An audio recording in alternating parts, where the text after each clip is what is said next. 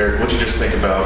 You guys scored, almost 40 in the first half, and then ended up 15 in the second half. What do you think the biggest difference for y'all was in the second half? Yeah, the biggest thing are the 2 turnovers. You're not going to score in this league. That's a good defense. You're not going to score every time you touch the ball. So we had a couple bad drives there in a row when the defense stopped them, which we're remarkably bad about playing together on this team. We had a couple opportunities. I think, it was 31-14 there. We had a chance to get it back, and then when they gave it to us, we could have gone up a couple scores there to start the half and didn't execute and, didn't complete the balls or get the run game going like we needed to. But, I was proud that we responded there in the fourth quarter. We put together some good drives and responded. And the 2 biggest plays is the 4th down fumble and the interception in the red zone, offensively speaking.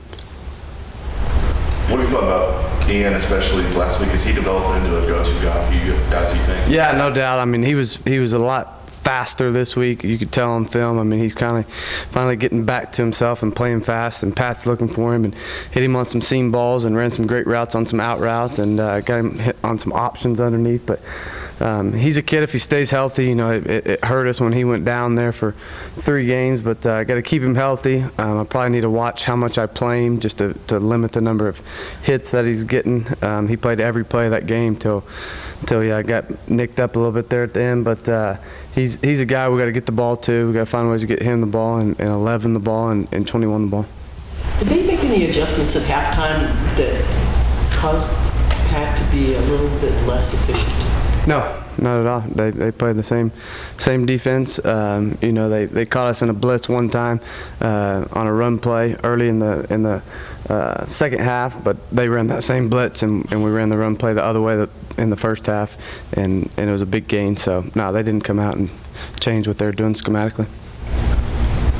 Coach, putting the inconsistencies, as you put it a couple times, aside, what makes Jakeem such a special player?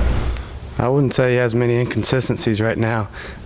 He's really stepped up. He's playing a lot tougher. I think he had 5 knockdowns in that game, which nobody sees. He's cutting people down the field and getting people on the ground, and it's hard for a guy of his stature, to take those hits on kickoff, to take the hits, carrying the football, and then to get up every play and block his butt off for his teammates. So he's being a great teammate. He's leading us. He's really dynamic. He might be the hardest player in the country to tackle in the open field. He's fun to watch, and we need some guys to keep feeding off him, and we need to find cool ways to get in the ball. Well, you sit in the same seat. You've probably been sitting there for like 30 years. 29. 29? I was close. Has it?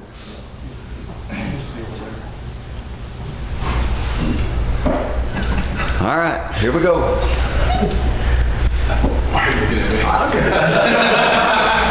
You said you're alive. Is the spirit alive in your defensive locker? I think so.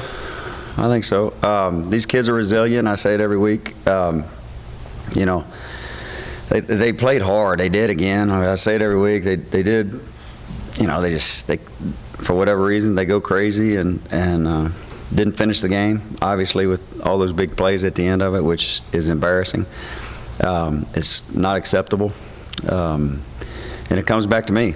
Coach Kingsbury gives me free reign of the defense, and I can call whatever I want and run whatever I want, and therefore the product out there on the field is a direct reflection of me, which is not acceptable. So go back to work this afternoon, and we got 3 games left to get better.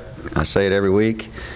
Hopefully at some point we will learn how to play a complete game, and to start that fast offensively and to get a turnover early and to not finish it just makes no sense. But it is what it is, and it happened, and we got to make sure it doesn't happen again.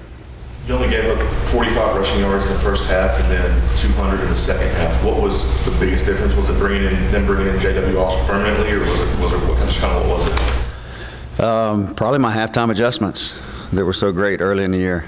No, really, we had a game plan for him. We had a game plan for whoever was playing quarterback, and they did a good job. M&E hit a couple passes, but that didn't change our, we had 2 guys unblocked on his long run, But at the same time, if you got to put kids in position to make plays they can make, and obviously they can't make that play, so I can't make that call.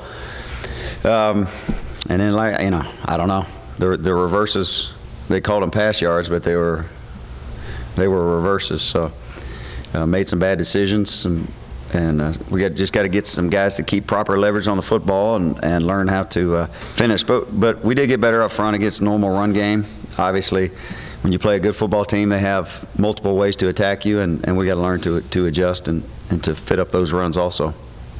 If your offense can score, as it is, we have 50 points on one of the best defenses in the conference, does that just have to end in a win? You know, the truth is, I say it every week, which I know you're not here every week, but if we could have stopped them with 4 minutes to go in the game and given our offense the ball back, I wouldn't feel as bad as I do right now. Obviously, we're not very good on defense, and we're playing teams that are better than us. But yes, you would like to think if they score that many points, we can win the game.